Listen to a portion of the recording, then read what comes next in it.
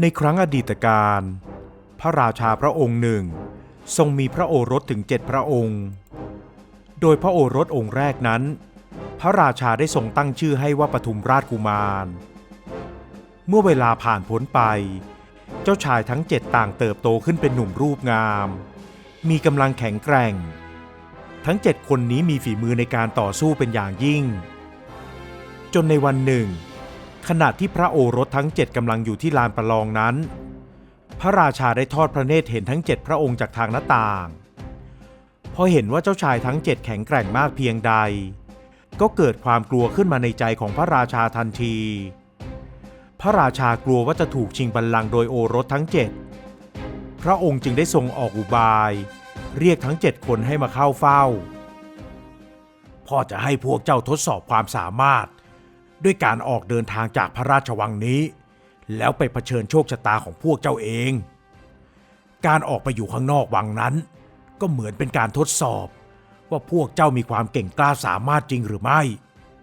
คนที่อยู่รอดคือคนที่แข็งแกร่งอย่างแท้จริงและเมื่อพ่อตายจากไปพวกเจ้าก็จงกลับมาครองอาณาจักรของเราต่อไปโดยใช้ความรู้ความสามารถที่พวกเจ้าได้ออกไปฝึกมาจากนอกอาณาจักรนี้เถิดโอรสทั้ง7ไม่มีใครรู้เท่าทันความคิดของพระบิดาทุกคนไม่ได้เต็มใจออกไปจากเมืองแต่ก็ขัดความประสงค์ของพระบิดาผู้เป็นเหมือนนายเหนือหัวมิได้ทั้ง7คนจึงคิดเห็นตรงกันว่าจะพาพระชายาของแต่ละคนไปด้วยหลังจากร้องไห้เสียใจและอาลัยอาวรณ์ที่อยู่ที่กินอันเป็นที่ที่ตนเองได้เกิดและเติบโตมาจากนั้นทุกคนก็ตัดใจแล้วเริ่มออกเดินทางจากวังทันทีการเดินทางของทั้ง14คนนั้นแรกๆก็เป็นไปด้วยดีแต่ทว่าการเดินทางต่อมาพวกเขาได้ล่วงเข้าสู่ดินแดนที่ทุรกันดารที่สุดไม่สามารถหาน้ำหรืออาหารได้เลยในตอนที่พวกเขากำลังจะอดตายนั้นเจ้าชายทั้ง7ก็ได้มาปรึกษาหารือกันว่าจะรอดชีวิตจากวิกฤตครั้งนี้ได้อย่างไรสุดท้ายแม้จะเป็นความคิดที่โหดร้ายแต่พวกเขาก็จำเป็นต้องทำนั่นก็คือการฆ่าชายาของเจ้าชายทีละองค์โดยแบ่งเนื้อออกมาเพื่อให้พอสำหรับทุกคนทำให้ทุกคนรอดตายไปได้อีก1 วันแล้วก็ออกเดินทางต่อวันต่อมาก็ฆ่าชายาของเจ้าชายอีกองค์แล้วแล่เนื้อแบ่งกันกินอีกเหตุการณ์เป็นเช่นนี้ไปเรื่อยๆจนกระทั่งถึงเวลาที่ชายาของเจ้าชายปทุมราชจะต้องโดนฆ่าเจ้าชายพาชายาของตนไปหลบซ่อนแล้วกลับมาพร้อมเนื้อที่แล่เอาไว้แล้วซึ่งแท้จริงแล้วมันคือเนื้อที่เจ้าชายเก็บเอาไว้ในทุกๆวันเพราะพระองค์ไม่ได้เสวยเนื้อชายาของน้องชายทรงให้แต่ชายาของพระองค์กินแต่ส่วนแบ่งของพระองค์นั้นได้ทรงเก็บเอาไว้เพื่อการนี้นี่เอง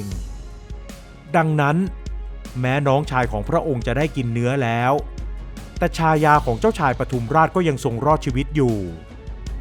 และในช่วงกลางดึกคืนนั้นเจ้าชายปทุมราชก็ได้พาชายาของพระองค์หลบหนีไปเสียจากน้องชายทั้ง6เจ้าชายปทุมราชและชายาพากันหนีออกมาแต่ก็ยังไม่พ้นถิ่นแห้งแล้งกันดารนั้นชายาของพระองค์เดินไปได้ไม่นานก็หมดแรงเดินต่อไปไม่ไหวแต่เจ้าชายไม่ยอมทิ้งนางให้ลำบากเจ้าชายแบกนางขึ้นหลังแล้วพาเดินไปเรื่อยๆต่อมานางก็รู้สึกหิวน้ำแต่เจ้าชายก็ไม่สามารถหาน้ำมาให้นางดื่มได้แถวนี้ช่างแห้งแล้งกันดารพี่ไม่อาจหาน้ำให้เจ้าดื่มได้เจ้าจงดื่มเลือดจากพี่เถอะนะจากนั้นเจ้าชายก็ใช้ดาบกรีดหัวเข่าของพระองค์ให้เกิดแผลจนมีเลือดไหลออกมาและให้ชายาของพระองค์ได้ดื่มเลือดแทนน้ำนั่นเป็นเพราะพระองค์รักชายาของพระองค์มากถึงกับยอมลำบากแบกนางขึ้นหลังและยังให้นางดื่มเลือดอีกด้วยเมื่อออกเดินทางต่อในที่สุดทั้งสองก็เดินทางมาถึงริมแม่น้ำใหญ่ที่มีพืชพันธุ์อุดมสมบูรณ์ดีทั้งสองได้ลงไปอาบน้ำชำระร่างกายจนสะอาดดื่มน้ำจนร่างกายกลับมาสดชื่นเหมือนเดิมแล้วเจ้าชายปทุมราชก็ออกไปเสาะแสวงหาผลไม้ มาให้ชายาได้กินจนอิ่มหนำสำราญดี จากนั้นก็ทรงสร้างที่พักไม่ไกลจากริมน้ำนั้นเพราะที่แห่งนั้นบริบูรณ์ดีพระองค์สามารถหาอาหารได้อย่างง่ายดายวันหนึ่งทหารในอาณาจักรนั้นได้ลงโทษนักโทษร้ายด้วยการตัดมือตัดเท้าและตัดจมูกของคนร้ายจากนั้นก็ลอยแพเขามาในแม่น้ำใหญ่นักโทษร้ายผู้นั้นร้องครวญครางเสียงดังมาตลอดลำน้ำจนกระทั่งแพได้ลอยมาถึงแถบที่พักของเจ้าชายปทุมราชพระองค์ได้ยินเสียงร้องของเขาก็เกิดสงสารคิดจะช่วยเหลือไม่อยากให้เขาต้องทุกข์ทรมานเหมือนที่พระองค์และชายาเคยได้รับมาก่อนหน้านี้เจ้าชายจึงลงไปในแม่น้ำแล้วดึงแพมาที่ชายฝั่งแบกร่างของชายผู้นั้นไปยังที่พักของพระองค์สภาพของเขานั้นน่าเวทนามากแผลที่ข้อมือข้อเท้านั้นกำลังเป็นพิษเช่นเดียวกับที่จมูกพระองค์หายามาใส่แผลให้เขาดูแลเขาเป็นอย่างดีแต่ชายาของเจ้าชายกลับรู้สึกไม่ชอบใจที่เจ้าชายจะต้องมาดูแลชายพิการผู้นั้นนางแสดงท่าทีไม่พอใจและไม่ช่วยพระองค์ดูแลเขาเวลาผ่านไปจนกระทั่งแผลของชายผู้นั้นหายดีเขากลับมาแข็งแรงดังเดิมแต่ไม่สามารถเดินเหินไปไหนได้เพราะโดนตัดตั้งแต่ข้อเท้าลงไปนั่นเองเขาจึงต้องอยู่อาศัยกับเจ้าชายปทุมราชและชายาของพระองค์เช่นนั้นวันหนึ่งเจ้าชายเสด็จเข้าป่าเพื่อหาอาหารมาให้กับทั้งสองคนกลับกลายเป็นว่าชายาของเจ้าชายลักลอบกระทำชู้กับชายพิการนั้นโดยที่พระองค์ไม่รู้ไม่เห็นพวกเขาอาศัยช่วงเวลาที่เจ้าชายเข้าป่าไปหาอาหารกระทำการร้ายลับหลังพระองค์อยู่นานจนกระทั่งชายาของเจ้าชายทนไม่ไหวที่จะมีเจ้าชายเป็นก้างขวางคอทั้งสองจึงคบคิดกันหาแผนการที่จะฆ่าเจ้าชายชายาออกอุบายว่าอยากจะขึ้นเขาไปถวายเครื่องสักการะแด่ทวยเทพเทวดาที่นางเคยบนบานศาลกล่าวเพื่อให้นางกับพระองค์รอดชีวิตมาได้จากถิ่นทุรกันดารในครั้งก่อนเมื่อนางและพระองค์รอดชีวิตนางจึงไม่อยากผิดคำสาบานนั้นเจ้าชายปทุมราชไม่รู้ทันแผนร้ายของชายาและชายชู้พระองค์จึงขึ้นไปบนภูเขาพร้อมกับนางที่ได้ทำทีตระเตรียมเครื่องไหว้เอาไว้อย่างพร้อมสับจากนั้นนางก็หลอกให้เจ้าชายปทุมราชไปยืนใกล้ๆหน้าผาครั้นพอเจ้าชายเผลอนางก็ผลักเจ้าชายตกหน้าผาอย่างเลือดเย็นเจ้าชายที่ไม่ทันระวังตัวก็กลิ้งตกลงมาอย่างแรงแต่ด้วยบุญบารมีร่างของพระองค์ได้มาติดค้างอยู่ที่ต้นมะเดื่อใหญ่แต่ถึงอย่างนั้นก็ทรงมีบาดแผลอยู่หลายแห่งทำให้ไม่สามารถขยับร่างกายไปไหนได้แต่นอนนิ่งอยู่บนกิ่งของต้นมะเดื่อยักษ์อย่างนั้นมะเดื่อยักษ์ต้นนั้นกำลังมีผลที่แก่จัดพวกสัตว์ต่างๆจึงพากันมากินผลของมันวันหนึ่งได้มีตัวเงินตัวทองใหญ่ปีนต้นมะเดื่อมากินผลที่สุกหอมหวานพอมันเห็นเจ้าชายมันก็ตกใจรีบหนีไปแต่ด้วยความหิววันต่อมามันก็มากินผลมะเดื่ออีกแต่เจ้าชายไม่ได้ส่งเสียงไล่หรือดุมันพระองค์ทรงรู้ว่ามันก็คงอยากจะกินอาหารเหมือนกันจึงอยู่เงียบๆรอให้มันกินผลมะเดื่อจนอิ่มและปีนต้นมะเดื่อกลับลงไปเหตุการณ์เป็นเช่นนี้อยู่หลายวันจนกระทั่งตัวเงินตัวทองนั้นไว้ใจเจ้าชายปทุมราชมันจึงได้เอ่ยถามว่าพระองค์เป็นใครและเหตุใดถึงมาติดค้างอยู่ที่ต้นมะเดื่อริมหน้าผาเช่นนี้เราถูกหญิงชั่วชายชู้หลอกมาฆ่าบนเขานางผลักเราตกลงมาตั้งใจจะให้เราตายแต่เราไม่ตายเพราะมีต้นมะเดื่อนี้ช่วยเอาไว้แต่แผลของเราก็มีมากทำให้ไม่สามารถขยับเขยื้อนร่างกายไปไหนได้จึงต้องทนอยู่บนต้นมะเดื่อนี้มาหลายวันแล้วตัวเงินตัวทองได้ฟังอย่างนั้นก็ขันอาสาถ้าอย่างนั้นข้าจะพาพระองค์ลงจากต้นมะเดื่อนี้เองขอให้พระองค์ขึ้นมาอยู่บนหลังของข้าเถิดจากนั้นเจ้าชายก็ขึ้นไปอยู่บนหลังของตัวเงินตัวทองยักษ์แล้วมันก็พาพระองค์ลงจากต้นมะเดื่อริมหน้าผาพาไปส่งที่หมู่บ้านแห่งหนึ่งชาวบ้านในหมู่บ้านแห่งนั้น พอเห็นเจ้าชายปทุมราชที่ร่างกายเต็มไปด้วยบาดแผลก็ช่วยกันดูแลปรนนิบัติรักษาจนกระทั่งพระองค์หายดีวรกายกลับมาแข็งแรงดังเดิมและในตอนนั้นเองข่าวว่าพระราชาผู้ครองนครได้เสด็จสวรรคตเจ้าชายปทุมราชจึงรู้ว่าตนสามารถกลับเข้าวังได้แล้วจึงได้ออกเดินทางจากหมู่บ้านเพื่อเข้าสู่พระนคร